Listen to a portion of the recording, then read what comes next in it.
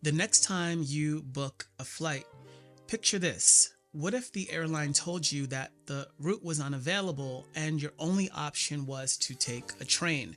This is starting to happen in Europe, and it raises the question, are you ready for a shift in the way you travel? On average, an airplane emits nearly 80 times more CO2 per passenger than a train traveling a similar route, even though the train is cheaper and the travel time is roughly 40 minutes longer. This is why France has taken a bold step to eliminate short haul flights domestically, with some exceptions. Spain is considering a similar measure, but will this trend spread, and can it truly make a difference in reducing carbon emissions from the aviation sector? In June 2023, France became the first country to ban domestic short haul flights where a train alternative exists to the same destination in under 2.5 hours. The ban all but rules out air travel between Paris and cities accessible by airplane, including Nantes, Lyon, and Bordeaux. Notably, connecting flights to these destinations are unaffected. Fast forward to February 2024, and Spain has now joined the push to ban short haul flights. The country has been considering a ban since 2021 as part of its 2050 climate action plan. Their proposed ban mirrors France's, targeting domestic flights with a viable train alternative under 2.5 hours to the same destination. As part of the ban, the Spanish government is also analyzing the potential impact of restricting private jet use, along with a European Union directive on taxing kerosene, which is used as an aviation fuel.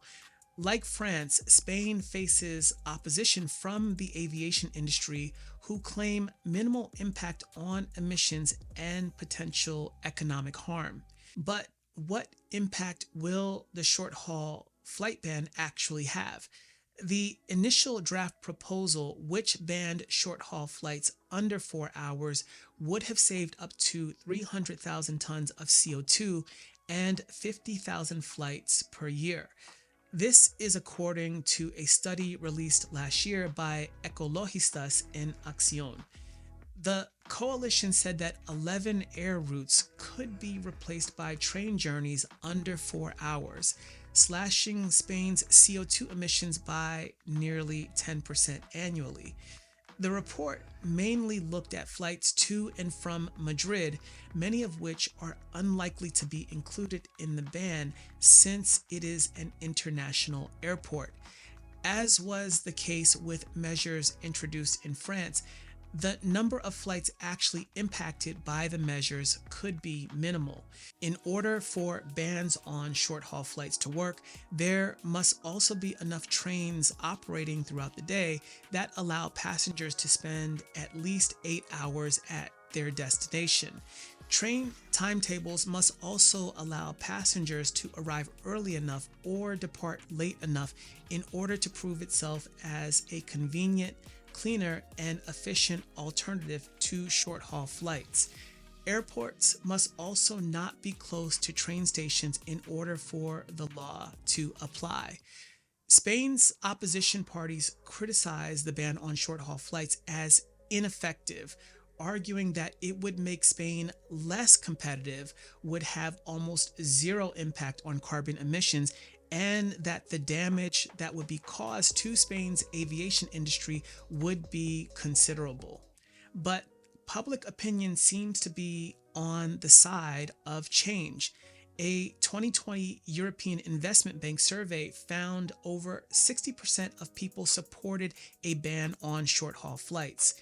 A recent Hitachi Rail survey into attitudes toward public transport in 12 global markets found at least 2/3 of respondents would make the switch from airplanes to trains if faster and cheaper options were available. However, the public is split over the idea of increasing air taxes to fund improved rail travel. While 56% were in favor, 1 in 3 surveyed respondents opposed the idea.